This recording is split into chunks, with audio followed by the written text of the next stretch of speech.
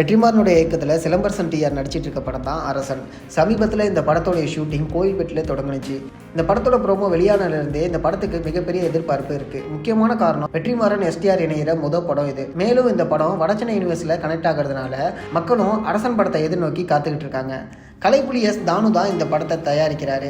ப்ரோமோவில் வந்த அனிருத் பிஜிஎம் பயங்கரமாக வைரல் ஆகிட்டு இருக்கு. எஸ்டிஆரும் அனிருத்தும் இணைஞ்சு பண்ணுற முதல் படமும் இதுதான். இந்த ஒரு சூழ்நிலையில் அரசன் ப்ரோமோவுடைய மேக்கிங் வீடியோ வெளியாயிருக்கு. ப்ரோமோவில் சமுத்திரக்கனி சூரியும் இருக்காங்க. படத்தில் இவங்க நடிக்கிறாங்களான்னு தெரியல.